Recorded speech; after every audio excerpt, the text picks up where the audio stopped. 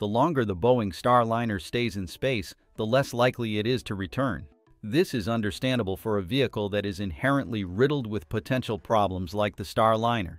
In addition to helium leaks and thruster failures, NASA recently discovered another problem with the vehicle related to flight software. This new issue contributes to a nightmare for the agency, affecting not only the Starliner's ability to return and the safety of astronauts, but also derailing NASA's rigorous internal schedule. Find out everything in today's Techmap episode.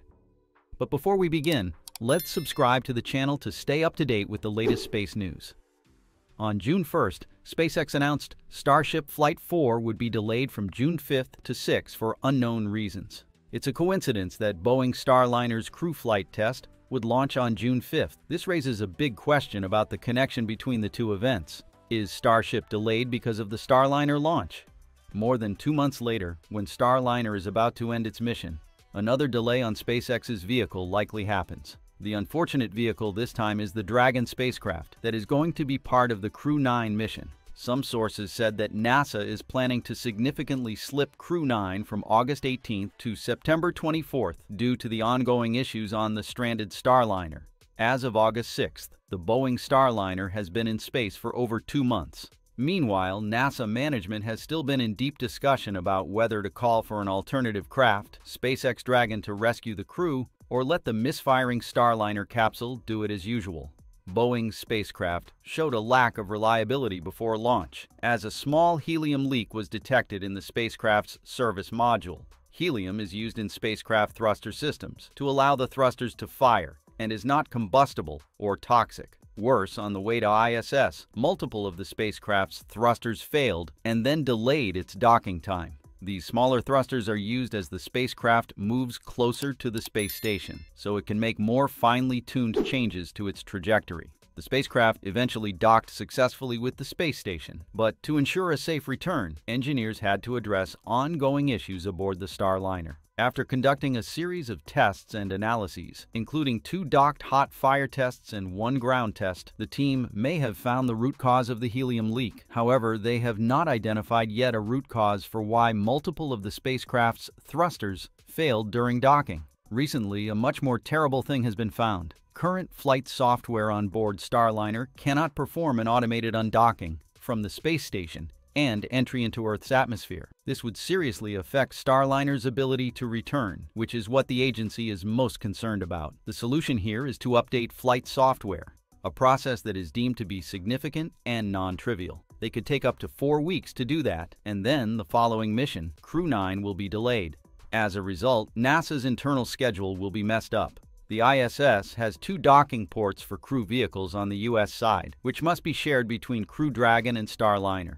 One port is occupied by the Crew 8 mission aboard Crew Dragon, which is expected to return to Earth in the coming month, and the other port is occupied by Boeing's Starliner.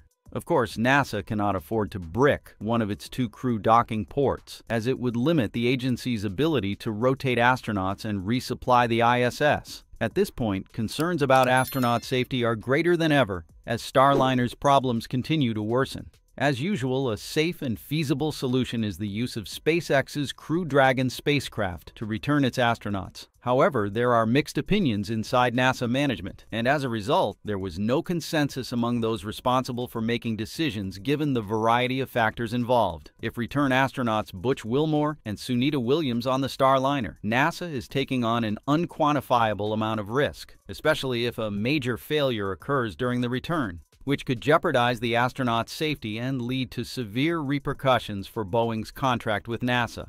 Although many have expressed doubts about the safety of Starliner, the agency would be unlikely to accept the option of bringing Starliner back empty. It's a vote of no confidence in Boeing that may lead the company to cut its losses and withdraw from the program. If NASA decides to utilize SpaceX's Crew Dragon for the return of astronauts instead of Boeing's Starliner, it may face backlash for perceived overreaction. This situation arises from the agency's prior public statements, indicating that the risks associated with the Starliner were manageable. So between the 3 options above, which one do you think is the most feasible? Share your thoughts in the comments section below. Additionally, Boeing has been lobbying to bring Starliner home with the crew. Despite not having identified a root cause for the issues on the thruster, Boeing has been advocating for NASA to accept flight rationale as a substitute for a complete understanding of the failures. The flight rationale in this case means a description of the reasons why a particular space mission is considered acceptably safe to carry out. Boeing remains confident in the Starliner spacecraft and its ability to return safely with crew, the company stated. We continue to support NASA's requests for additional testing, data, analysis, and reviews to affirm the spacecraft's safe undocking and landing capabilities. Our confidence is based on this abundance of valuable testing from Boeing and NASA. Clearly, NASA made a big mistake from the start by choosing Boeing and giving the company special treatment under the Commercial Crew Program. As you know, for 14 years, NASA has awarded over $11 billion in contracts to commercial crew development initiatives over 5 funding rounds. The lion's share of those dollars is awarded to Boeing's Starliner and SpaceX's Crew Dragon at $5.1 and $5.5 billion in total, respectively. SpaceX funding includes 14 crew flights to the ISS, and Boeing includes 6 missions. On top of that, Boeing is the only company to be awarded funding from all 5 CCP funding rounds, thanks to its long history back to the dawn of U.S. human spaceflight. Although got the biggest funding, Boeing Starliner stumbled out of the gate, while SpaceX Dragon with less funding is soaring ahead. More notably, at present, the troubled spacecraft has even pushed NASA into a dilemma, as the agency has struggled to balance all the risks from the Starliner's glitches. While the Boeing Starliner was stuck in space, another glitch occurred with Northrop Grumman's spacecraft, likely contributing to the problem. On August 4th, SpaceX Falcon 9 launched a Northrop Grumman Cygnus cargo spacecraft to the International Space Station, but the spacecraft suffered problems that have delayed maneuvers needed to reach the station. More notably, among the 3,857 kilograms of cargo that the Cygnus is carrying, there are 1,021 kilograms of crew supplies, including some items for astronauts Butch Wilmore and Suni Williams. The astronauts' clothes were taken off Starliner just before launch to make room for spare parts for the station's urine processor assembly. What is not on Cygnus, though, are Crew Dragon pressure suits for Williams and Wilmore, amid the context that NASA is considering having the 2 astronauts return home on Crew Dragon rather than Starliner. According to Bill Spetch, NASA ISS Operations Integration Manager, they would have to deal with that later. The launch of Cygnus aboard Falcon 9 appeared to go as planned, with the Cygnus spacecraft separating from the Falcon's upper stage in low Earth orbit nearly 15 minutes after liftoff. There were no updates from NASA or Northrop Grumman after the spacecraft separation for several hours. However, communications between ISS astronauts and mission control indicated that the spacecraft had not performed initial burns to raise its orbit to enable an arrival at the station early August 6th. In a NASA statement issued nearly 6 hours after liftoff, the agency said that the spacecraft failed to perform a maneuver called Targeted Altitude Burn, or TB-1, 42 minutes after liftoff, due to a late entry to burn to sequence. The burn was rescheduled for 50 minutes later, but also did not take place because of a slightly low initial pressure state in the engine. Cygnus is at a safe altitude, and Northrop Grumman engineers are working on a new burn and trajectory plan, NASA stated, adding that the plan should still allow Cygnus to arrive for a capture by the station's robotic arm at 3:10 a.m. Eastern August 6. NASA added that solar array deployment was completed about 3 hours after liftoff, as expected. NASA has already offered a promising update about the decision to bring Butch and Suni return home soon aboard Boeing Starliner. However, how much truth is there in what officials said? Will Starliner be actually safe for the return as they committed? While NASA officials want to keep the Starliner on the ISS longer than they intended for research purposes, Boeing has announced some bad news. The anomalies and delayed return of the Boeing Starliner with 2 NASA astronauts have cost the company $125 million so far, bringing the company's total losses on Starliner to $1.6 billion. So perhaps Boeing is indeed eager to bring its Starliner spacecraft back to Earth immediately, rather than anyone else. Ironically, that's unlikely to happen because its buyer, NASA, is busy analyzing Starliner's test data. At the time I made this report, the Starliner and NASA teams worked together in Boeing's Avionics and Software Integration Lab to develop, test, and deliver updated data parameters for potential returns throughout August.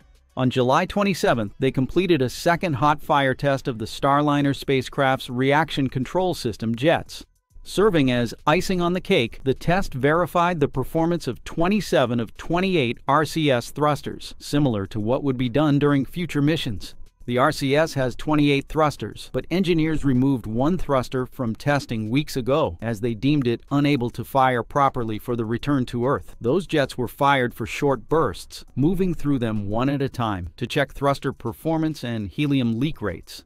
At the same time, two NASA astronauts, Butch Wilmore and Suni Williams, were seated inside the docked spacecraft during the test as part of preparations before their return aboard Starliner from the International Space Station. Preliminary results show all the tested thrusters are back to pre-flight levels based on thrust and chamber pressure. The helium system also remained stable, Boeing officials wrote in a blog post. However, this alone does not bring us to a final conclusion, whether Starliner is ready for re-entry or not. In fact, the engineers need additional data from the previous ground testing of a Starliner thruster at NASA's White Sands Test Facility in New Mexico. After analyzing the data from both the second hot fire test and ground test, the final step will be holding an agency return readiness review. Following this agency-level review, NASA and Boeing will select a target return date. If everything goes according to plan, the return window will be sometime in August. Teams will evaluate the results of the test firings over the next few days as they work through overall studies ahead of an agency readiness review. NASA officials wrote in a statement on X, referring to the Starliner's news, "Public opinion is more angry than pleased. A week just to analyze? They should take half a day to do 90% of the analysis, make changes, iterate a few times, and bring their people home as SpaceX would do," one commented. Or a retired astronaut tells The Atlantic the obvious truth that NASA has been dancing around since the beginning of this space boondoggle. It's just too risky right now.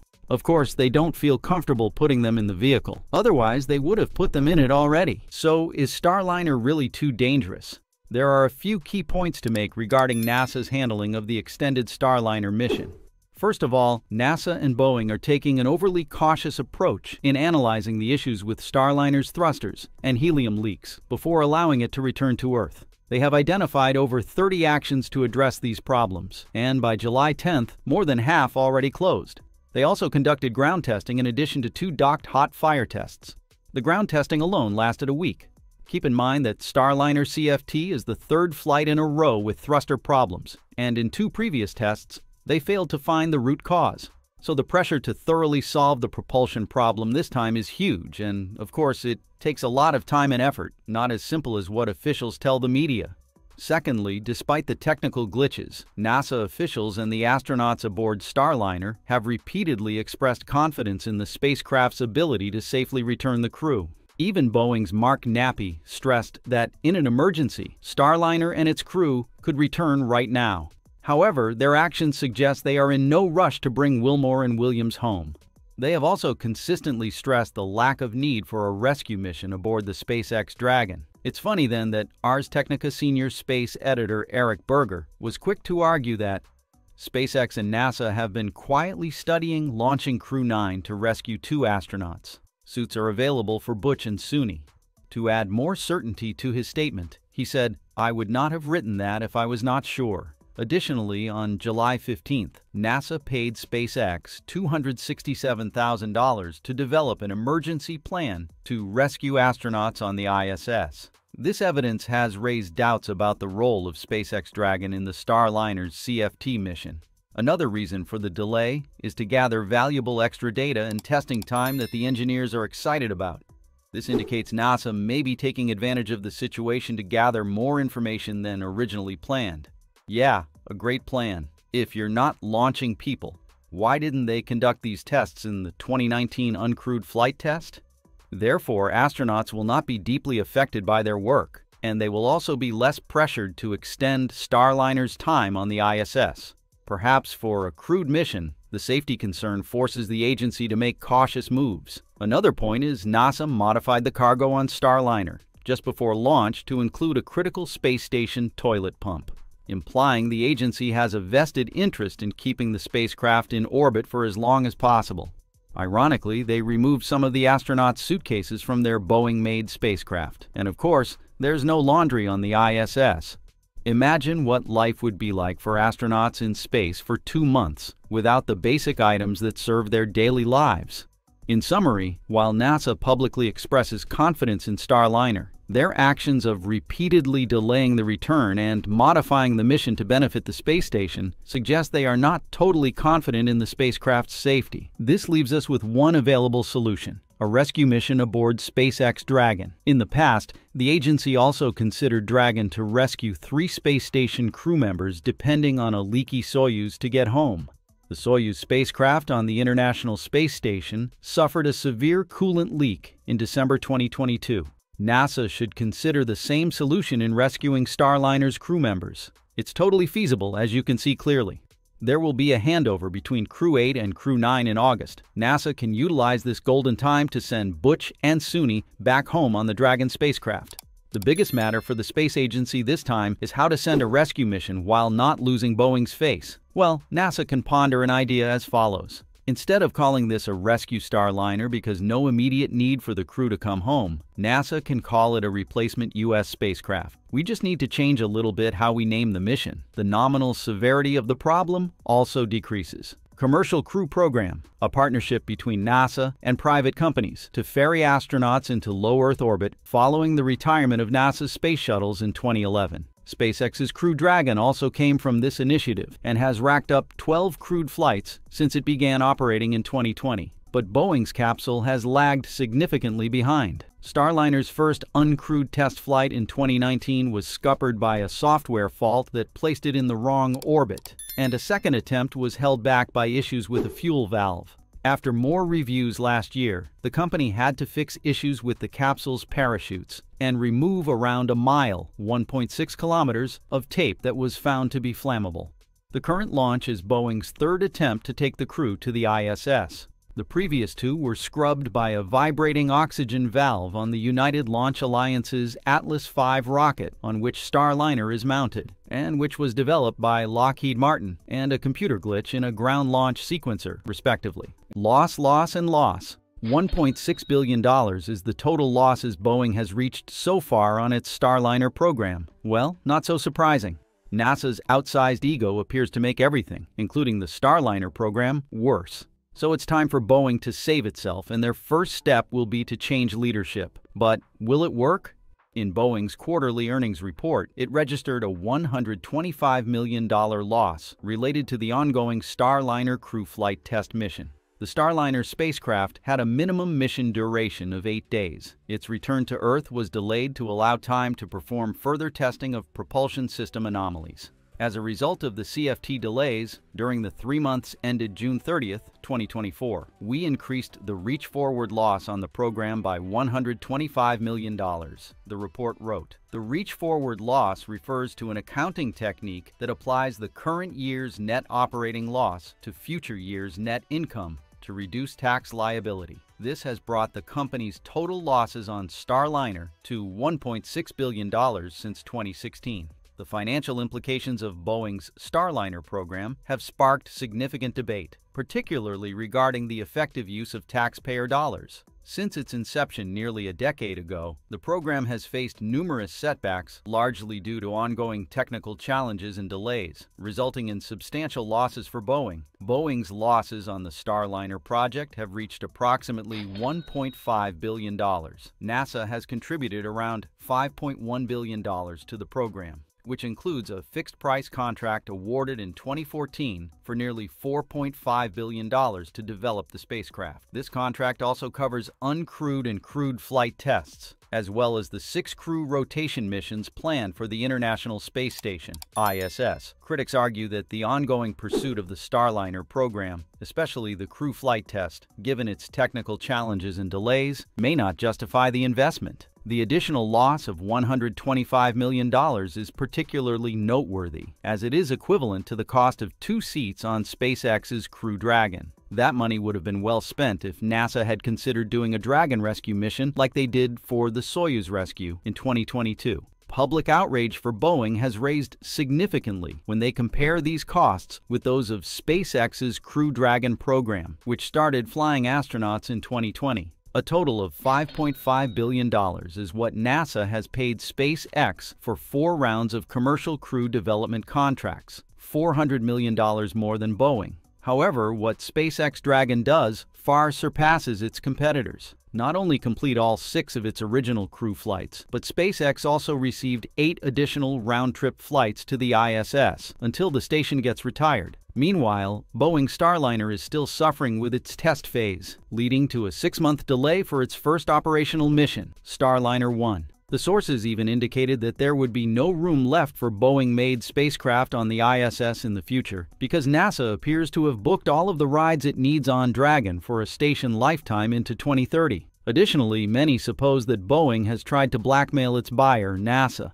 The goal of the agency's commercial crew program is to develop Dragon and Starliner to help them become independent of Russia's Soyuz spacecraft after the shuttle's retirement in 2011. One of many reasons is Soyuz's cost per seat is too high, currently $86 million, but NASA dares to pay $90 million for a seat on Starliner. Keep in mind that Dragon's cost per seat just is around $55 to $72 million. The situation highlights doubts about the true meaning behind NASA's costly project.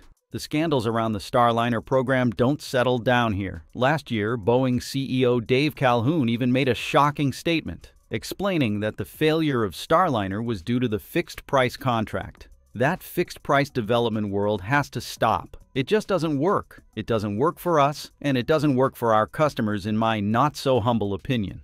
A fixed-price contract is a legally binding agreement where the buyer agrees to pay the seller a predetermined amount for specific goods or services. This price remains unchanged throughout the duration of the contract, regardless of any fluctuations in costs or resources incurred by the seller. Therefore, with each Starliner delay since 2016, Boeing's financial statements registered new losses. They are now paying for solutions to problems discovered on Starliner's ongoing crew test flight, and the loss will last in the coming months and years.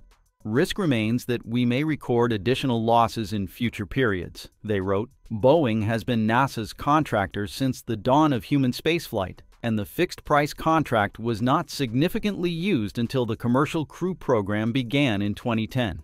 Boeing, along with other legacy contractors, has historically relied on traditional cost-plus contracts for its space projects. These contracts allowed companies to be reimbursed for their costs plus an additional fee, which often led to less financial accountability and higher overall costs for NASA and taxpayers. The Starliner project posed a huge challenge for Boeing when it had to start from scratch. Building a human spacecraft is very difficult due to some of the biggest hurdles, including flight software and propulsion. The talented ex-Boeing engineer may not fear this, but the Wall Street-style executive of the new Boeing does. Under the fixed-price contract, every penny spent on Starliner meant one less penny in profit, or, ultimately, greater losses. So, they allocated fewer resources to Starliner than it needed to thrive, and it's truly a disaster decision. SpaceX, on the other hand, has actually excelled at fixed-price contracts, likely because they were used to challenges in their wild days. A decade ago, SpaceX was heavily engaged in multiple significant projects, including developing a new version of the Falcon 9 rocket, flying more frequently, experimenting with landing and reuse, and doing cargo supply missions. To earn revenue from NASA's significant contracts for survival, SpaceX modified its natural atmosphere, being something like a frenzied graduate school. Such an insane environment forced employees to come up with unique and creative approaches. And thanks to NASA's stringent requirements in the fixed-price contract, SpaceX is forced to prioritize safety, quality, and cost. And now, hard work paid off. They have become a leader in the rocket market, where NASA is increasingly using fixed-price contracts for various elements of its major programs. So, what about Boeing now? Boeing is at the rock bottom. The giant aerospace has named its replacement for departing CEO Dave Calhoun as Kelly Ortberg, former CEO of Rockwell Collins, and later RTX. Rockwell Collins, now known as Collins Aerospace, is a major supplier of avionics and other parts for the aerospace industry. Calhoun will depart on the 8th of August, when Ortberg will begin his leadership. As Calhoun's successor, is Kelly Ortberg up to the task? As you know, Boeing's challenges can be significantly attributed to its management structure, particularly the prevalence of non-technical managers in key positions. This issue has been highlighted by various commentators, including Elon Musk, who pointed out that Boeing employs too many non-technical managers. Dave Calhoun is a typical example, as he came from a financial background. The next CEO, Kelly Ortberg, is deemed to be more capable because he is an engineer seasoned in aerospace and an outsider to Boeing. Boeing chairman Steve Mollenkopf described the 64-year-old as an experienced leader who is deeply respected in the aerospace industry. Ortberg brings over 35 years of aerospace leadership to this position. He began his career in 1983 as an engineer at Texas Instruments, and then joined Rockwell Collins in 1987 as a program manager and held increasingly important leadership positions at the company prior to becoming its president and CEO in 2013. After 5 years leading Rockwell Collins, he steered the company's integration with United Technologies and RTX until his retirement from RTX in 2021. He has held a number of important leadership posts in the industry, including serving on the board of directors of RTX. Additionally, he serves on the board of directors of Aptiv plc, a global technology company and an industry leader in vehicle systems architecture. He is the former chair of the Aerospace Industries Association Board of Governors.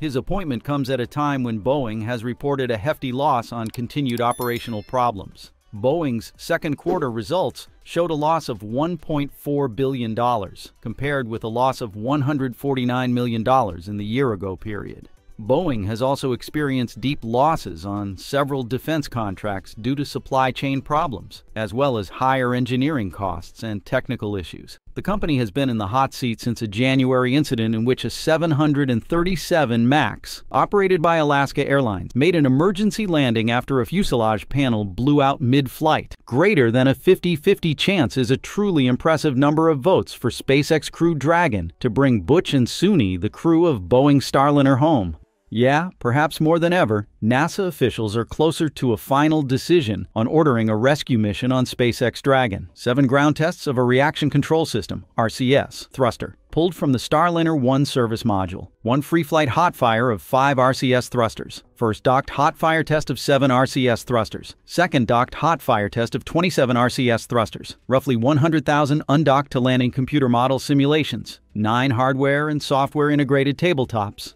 18 runs, and 230 hours of testing in the avionics lab.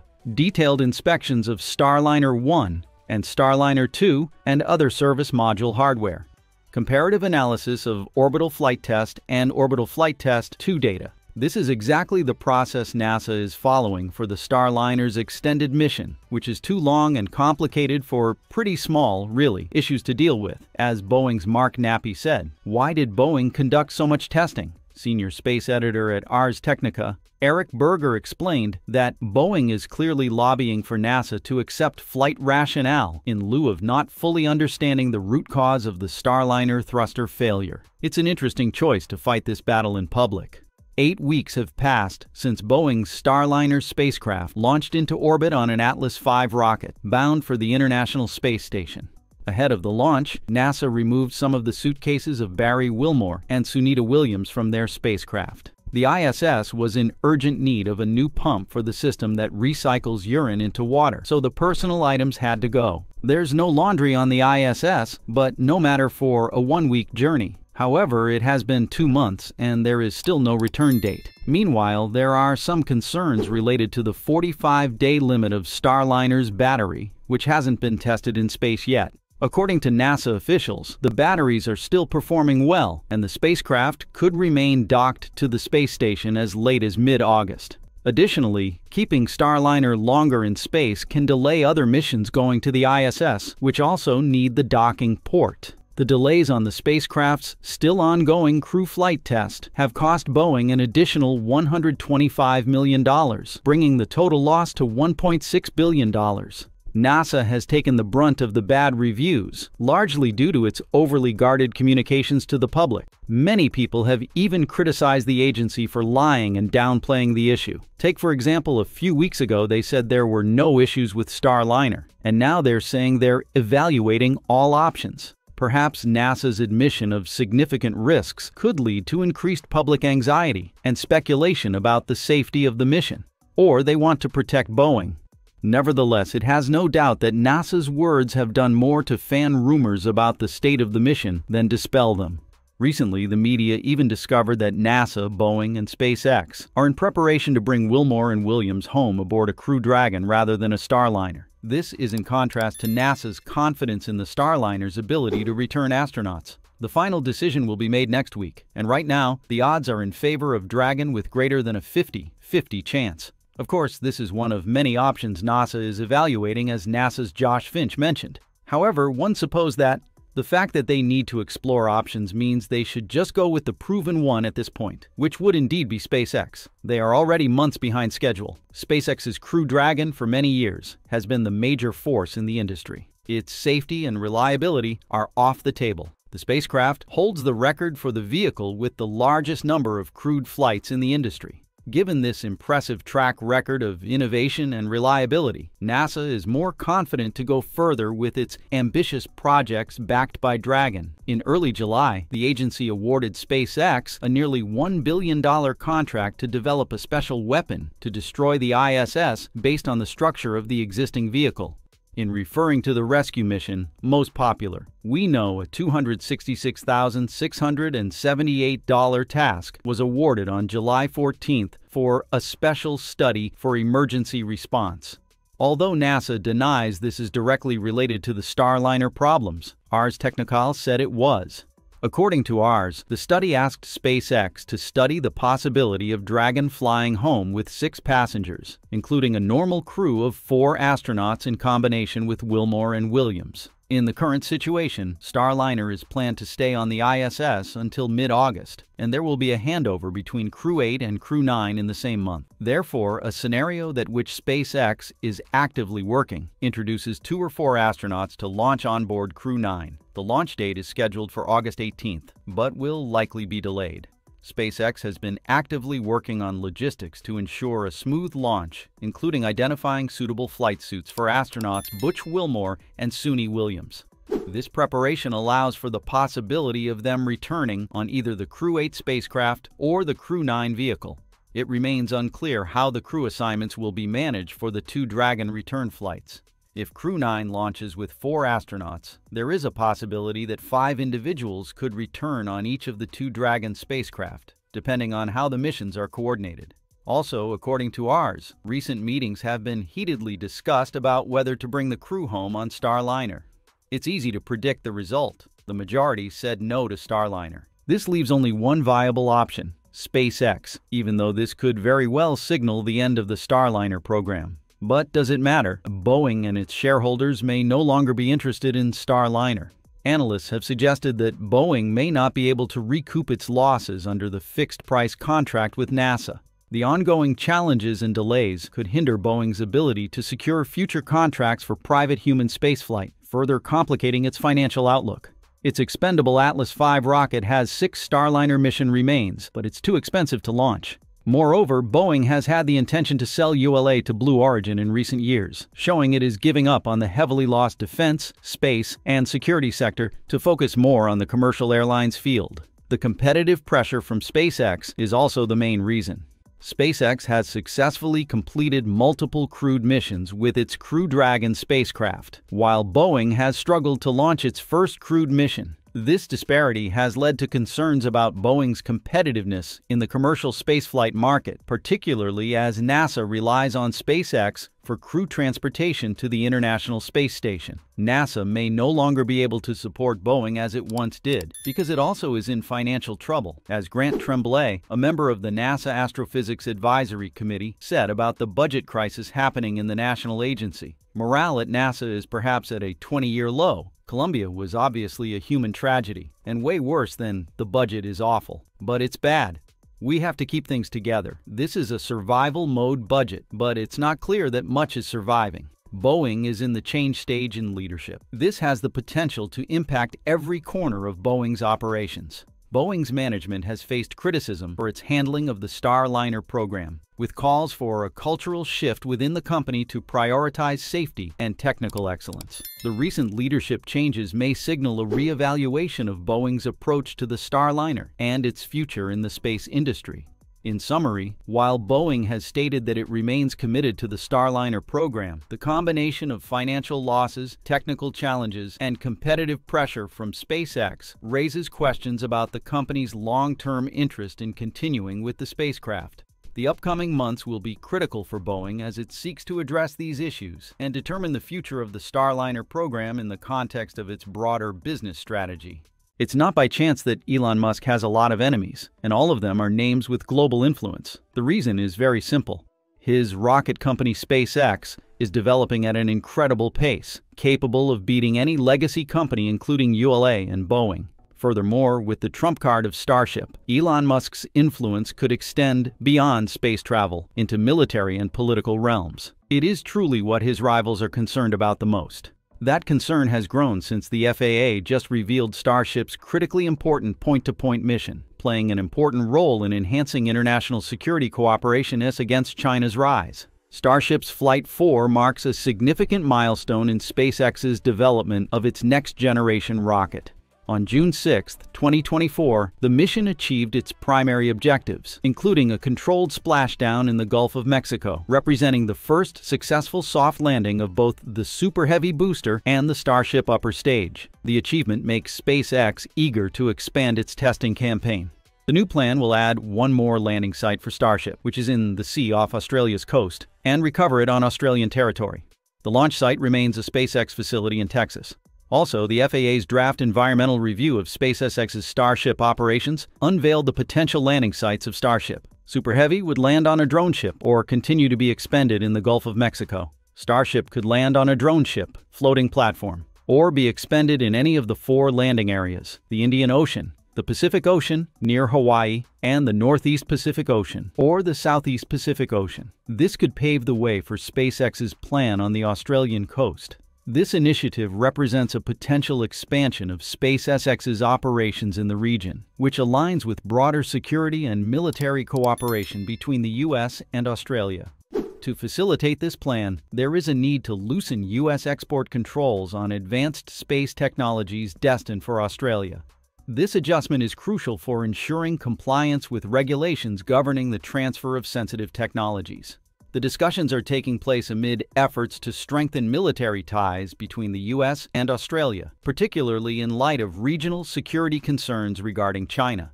The U.S. administration has been working to ease similar restrictions as part of the AUKUS Security Alliance, which includes Australia and the U.K. SpaceX's proposed plan to land and recover its Starship rocket off the coast of Australia is seen as the first phase of a potentially larger future presence for the company in the region. In the future, there could be another option, such as launching from Australian facilities or land-based booster recoveries. Historically, SpaceX tested its Falcon 9 landings at sea before transitioning to land. According to the sources, discussions are in the early stages regarding expanded possibilities. The sources also indicate that towing Starship to a nearby port on Australia's western or northern coasts after an ocean landing or barge landing would be the ideal scenario. However, this also poses some challenges due to the huge size of the rocket. Thus, more specific plans and locations are still being determined as the talks are ongoing. Starship is a 2-stage rocket system developed by SpaceX, standing at 400 feet, approximately 120 meters, tall and designed to be fully reusable. It's truly an impressive size of a human-made object, and the company is even targeting to break a new record with the rocket. In a tweet posted in May, Elon Musk even highlighted that the Starship stack will probably approach roughly 140 meters, compared to the current one is 120 meters over time. Could you imagine that the future rocket will even be taller than the largest and most famous of all the Egyptian pyramids, the Great Pyramid at Giza, which stands at 137 meters? Not only challenging in scale, Starship wants to reach the limits of modern technology. The tech billionaire, Elon Musk, has frequently spoken of his desire to establish a permanent human colony on Mars in his lifetime, which he hopes to achieve before 2050. To succeed, Mr. Musk has plans to build a fleet of hundreds of Starship rockets, each capable of rapid reuse after launching as an airplane. Starship's great potential has caught the eyes of the national agency, including the Pentagon. In 2022, the U.S. Air Force awarded SpaceX a $102 million 5-year contract to demonstrate technologies and capabilities to transport military cargo and humanitarian aid around the world on a heavy rocket. A Starship launch from Texas and landing off Australia could further demonstrate point-to-point delivery.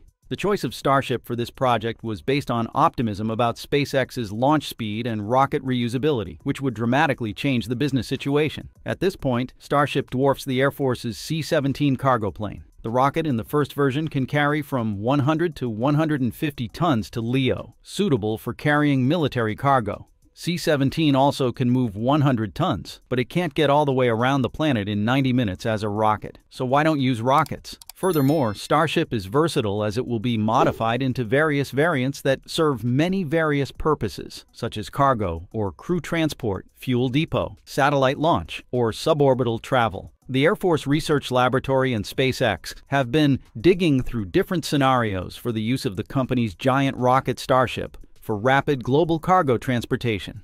The Pentagon, since the dawn of spaceflight, has been intrigued by the possibility of moving supplies via rockets, but it was never technologically or economically viable. But now, with SpaceX Starship, the dream has almost come true. Nevertheless, like any ambitious project, the rocket cargo faces significant technical hurdles and questions about the safety of having rockets drop cargo and whether the economics will ever work. Just like reusable rockets were met with doubts about feasibility and cost, rocket cargo just needs time to mature. Starship is a very different animal than any rocket that has ever been built. Gary Henry, a former Boeing executive and now a SpaceX senior advisor for national security space solutions, shared that rocket cargo point-to-point is not the reason we're building Starship. We're building Starship to get to Mars. And what we're finding is that this is a system that has profound impacts on national security, and one of them just happens to be rocket point-to-point, he added. If the government wanted to buy a dedicated Starship rocket, it could, he said. But from our perspective, if you want to fully leverage the commercial attributes of a Starship or any launcher that's out there operating commercially, you want to buy it as a service. While for Starship, SpaceX only intends to add one more location. For Crew Dragon, they will completely change the spacecraft's landing site. Indeed, SpaceX is moving Crew Dragon splashdowns from the Atlantic Ocean to the West Coast, starting in 2025 after multiple space debris incidents. Crew the 9th of May be the final NASA-led ISS mission to arrive in the ocean near the U.S. East Coast aboard Crew Dragon. The change comes from the repeated issues with large chunks of debris from Dragon, trunks where the fuel and electrical supplies are held, that have repeatedly crashed down in areas ranging from Australia to North Carolina. Since the introduction of the Crew Dragon spacecraft and its cargo variant, the trunk section has been released before the deorbit burn, re-entering passively weeks to months later. SpaceX said it chose this option after the company, working with NASA, used industry-standard model that predicted that the trunk would break up completely on re-entry, with no debris surviving. That has not been the case. On several occasions, sizable pieces of debris from Dragon trunks have survived re-entry and landed in Australia, Saskatchewan, and North Carolina, among other places. The debris falls caused no damage or injuries, but illustrated the risk they posed. One measure to fix that will be tasking future spacecraft after Crew 9, perhaps as soon as Crew 10, to splash down on the U.S. Pacific coast. Aside from less space junk, the Pacific coast tends to be subject to fewer instances of extreme weather and hurricanes, potentially adding more predictability for scheduling the end of crewed missions. The challenges of that approach include the use of additional propellant to do the deorbit burn while the trunk is still attached, and then figuring out how to best separate the trunk after the burn. Additionally, it does pose new problems for Dragon recovery operations. NASA gave SpaceX new requirements, starting with CRS-21, for even tighter return timelines and enhanced science capability.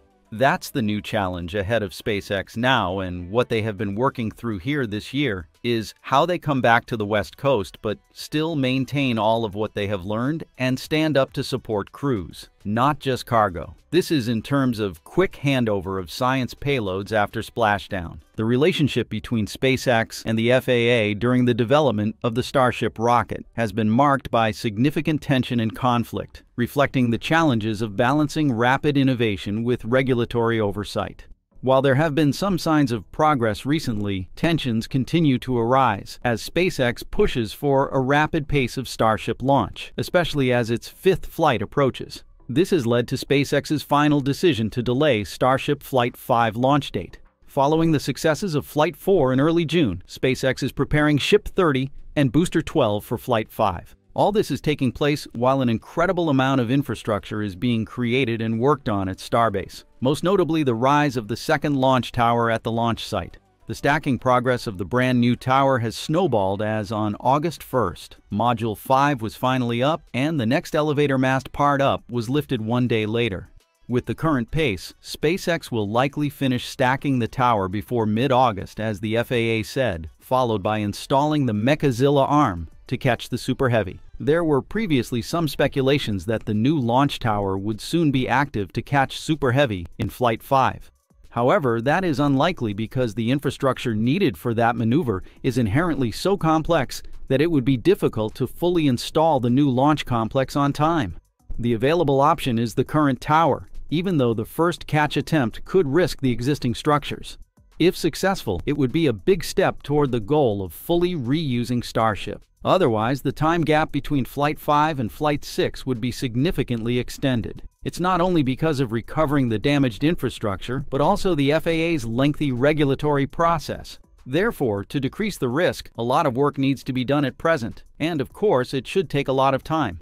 Flight 5's launch date has fluctuated in recent months to accommodate the progress of the work.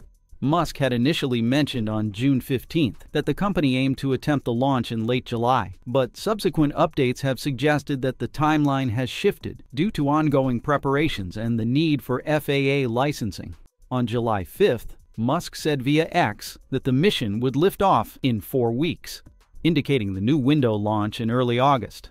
This was quickly changed since his interview streamed live on July 29th. During the interview, he unveiled a new launch date in early September, which is a significant delay, even though everything will probably be ready in about 2 to 3 weeks. It's because they still have to wait for the FAA's green light. When Starship will be ready, it's probably is about 2 or 3 weeks, but then depends on when we get the FAA license. So it's probably end of August is my guess, earliest, and it may go to early September. Just depends on how fast the FAA grants our license. Honestly, it was necessary to postpone Flight 5 by a month, giving SpaceX more time to prepare thoroughly. In July, the Flight 5 hardware pair underwent hot static fire testing. After the static fire, there are wet dress rehearsals and other preparations, including the installation of the FTS system, preparing the launch pad, and fueling. All of them usually take about a week to complete. But the biggest hurdle is always the FAA, and it's unclear how much of a to-do list there is for approval for Starship Flight 5. However, there has been some good news recently. In a June statement sent to Valley Central, the FAA stated it would not require an investigation into the SpaceX Starship Flight 4 mission after assessing the operations. All flight events for both the Starship vehicle and the Super Heavy booster appear to have occurred within the scope of planned and authorized activities, the FAA stated. This means SpaceX can proceed with another Starship test flight much sooner, as long as Starship is ready. The fourth flight successfully demonstrated key objectives, including the controlled descent of both the Starship and Super Heavy booster, marking a significant step forward for SpaceX in its testing program. The FAA has also approved specific exceptions that allow SpaceX to avoid investigations for certain types of vehicle failures, provided they do not impact public safety. This includes failures related to the thermal protection system, vehicle flaps, and Raptor engines during landing. This has been applied since before Flight 4 happened on June 6th.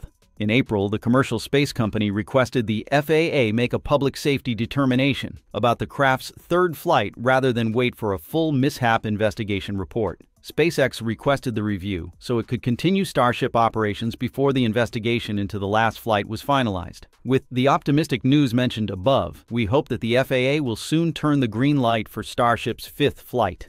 The FAA's scrutiny of SpaceX's initial Starship flights, particularly the first three, stemmed from the vehicle's developmental stage and the significant challenges faced during those missions. The agency's investigations were primarily focused on ensuring public safety and addressing the numerous issues that arose during these early test flights. That's in theory, and in fact there are many things on the table. Most notably, remember Starship's first launch attempt last year, which destroyed its launch pad in an explosion similar to a volcanic eruption that sent huge chunks of concrete high into the sky. The OLM's volcanic eruption has placed SpaceX in hot water for a while, including grounding Starship for 7 months, as it involves public safety. Following the first flight's failure, the FAA mandated a comprehensive investigation and required SpaceX to implement numerous corrective actions before granting a new launch license. The bottom line is the FAA's slow regulatory processes regarding the Starship program, particularly highlighting frustrations with the agency's handling of paperwork and approvals. SpaceX officials, including Vice President Bill Gerstenmaier, expressed concerns regarding regulatory headwinds and unnecessary bureaucracy. They argue that these delays are not related to public safety, but are instead procedural hurdles that hinder the pace of innovation and testing necessary for the Starship program. Unfortunately, the conflict between SpaceX and the FAA has persisted beyond the vehicle's early development stages. While there have been some signs of progress in their relationship, tensions continue to arise as SpaceX pushes for an increased number of launches, and the FAA maintains its focus on safety and regulatory compliance. On July 29th, the FAA shared its draft environmental assessment for SpaceX's plans to launch as many as 25 Starship orbital launches from its Texas sites in a year. Since this changes the impact that the launches will have on the surrounding environment, the FAA sought comment from the public on SpaceX's plans. Its environmental assessment document outlined that SpaceX's Starship Super Heavy booster will produce sonic boom, exposures up to 21 psf for booster landings. The document indicates that booms greater or equal in magnitude to those created by the Super Heavy booster represents a threshold where prevailing literature indicates window breakage becomes possible for standard condition windows, adds the FAA, with specific window breakage depending on size, age, orientation, surrounding structure, and other effects, according to the regulator. In its release, SpaceX notes that sonic booms were present during NASA's Space Shuttle return and are also a regular part of its Falcon 9 booster landings. It adds that the booms generated by the Super Heavy booster will be more powerful than those generated by Falcon landings. However, SpaceX believes that they will not pose any risk of injury to those in the surrounding areas, since the strongest effects will be localized to the area immediately around the Starbase launch pad. It's so weird that while the FAA usually puts SpaceX's rocket through a much excruciating process of inspection and regulation, they were too hands-off in watching on the ground at Boeing factories and the factory of its primary supplier, Spirit AeroSystems. This contributes to catastrophic accidents on Boeing's airplanes, including the January 5th incident, in which a door plug blew off during an Alaska Airlines flight, leaving a gaping hole in the side of the Boeing 737 MAX. FAA Chief Mike Whitaker later admitted that the FAA's approach was too hands-off, too focused on paperwork audits, and not focused enough on inspections. We have changed that approach over the last several months, and those changes are permanent, he said. We have now moved to a more active, comprehensive oversight model, the audit plus inspection approach. SpaceX has become a leader in the space industry, not just because of Elon Musk's active social media presence, but primarily due to their impressive technological achievements and innovative approach. This is what any legacy company or even foreign rivals would envy and be jealous of. And recently, SpaceX has continued to make the whole industry shocked by another incredible record, demonstrating no difficulty can beat SpaceX. After over 2 weeks of holding on the ground due to the anomaly on July 11th, SpaceX Falcon 9 ultimately returns to the race. SpaceX continued its post-mishap resurgence with planned back-to-back launches. First up was the Starlink 10 4 mission, which added a batch of 23 Starlink version 2 mini satellites to its growing mega constellation. The liftoff happened at 1:09 a.m. EDT, early morning hours of July 28th, or Sunday. This was also the 300th launch of a flight-proven booster for SpaceX. The mission came on the heels of a successful return-to-flight operation for SpaceX early Saturday morning.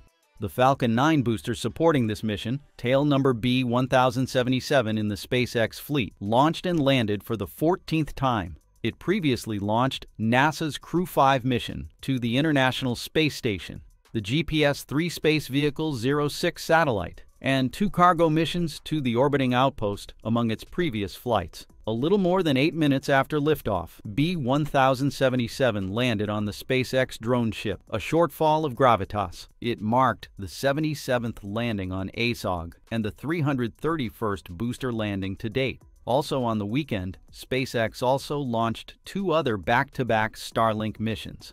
3 missions took 67 Starlink satellites in total to low Earth orbit. Back in the saddle, SpaceX CEO Musk wrote on X after Saturday's launch. The CEO also congratulated the team at SpaceX on Sunday for the 3 successful back-to-back launches. Congrats to the SpaceX Falcon team on completing 3 successful launches this weekend. Gwynne Shotwell, president and COO of SpaceX, also couldn't help but express her excitement. Falcon is back!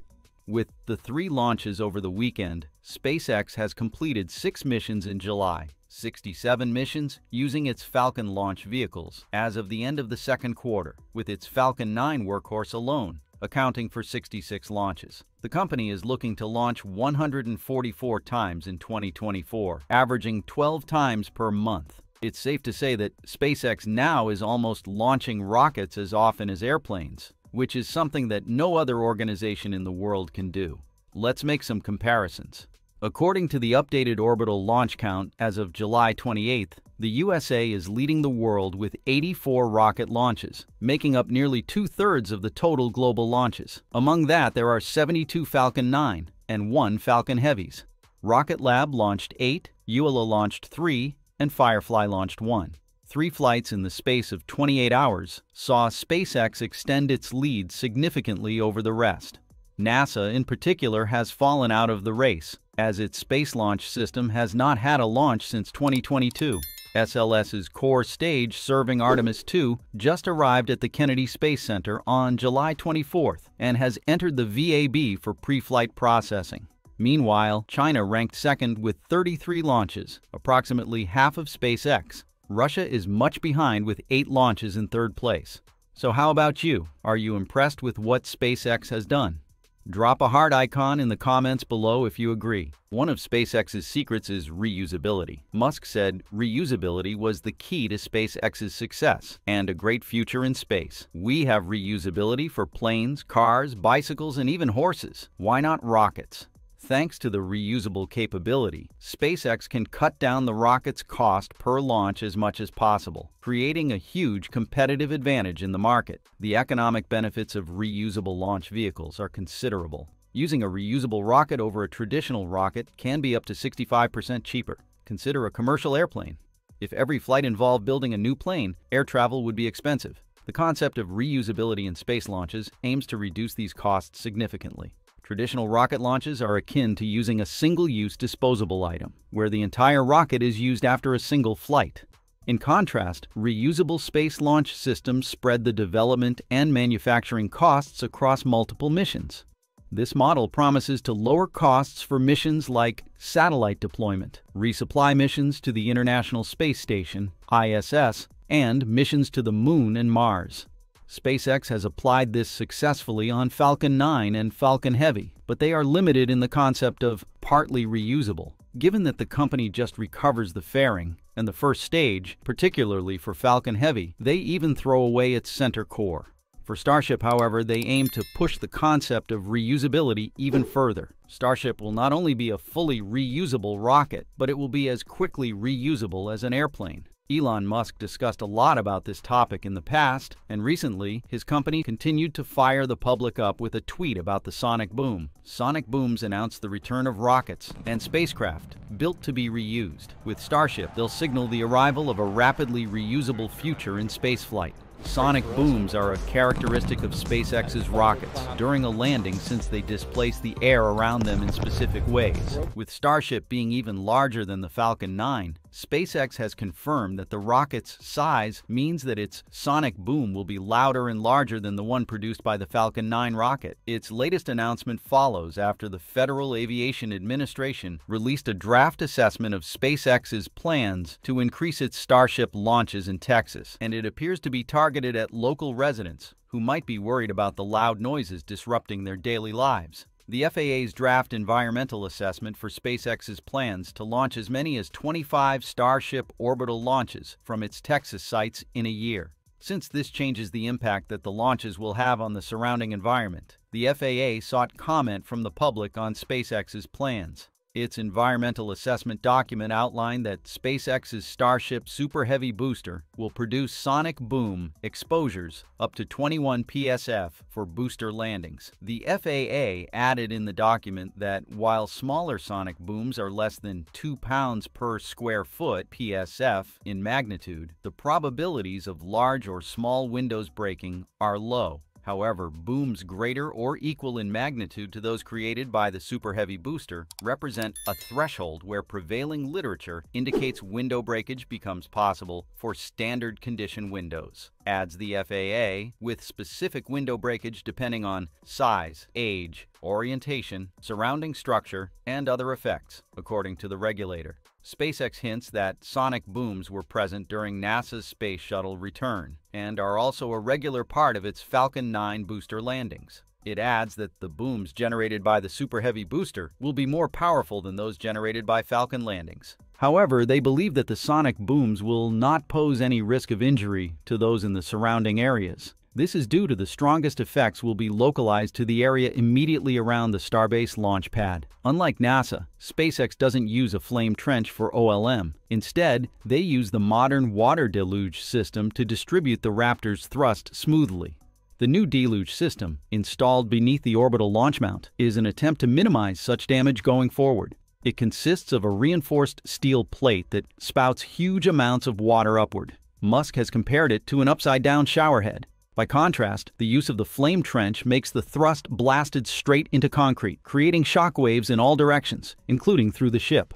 According to the FAA, during a landing, the deluge system would be reactivated and would run for approximately 30 seconds, while a Starship upper stage landing will not require any water cooling for the landing site. The effectiveness of the water deluge system has been demonstrated through Starship's 3 test flights. The system pulled off, protecting against the immense heat and force of Starship launch. This inspires SpaceX to plan to launch 24 daytime Starship missions from the launch area and 1 nighttime mission. Its previous plan had included 5 total annual launches, with 4 planned for the day and 1 for the night.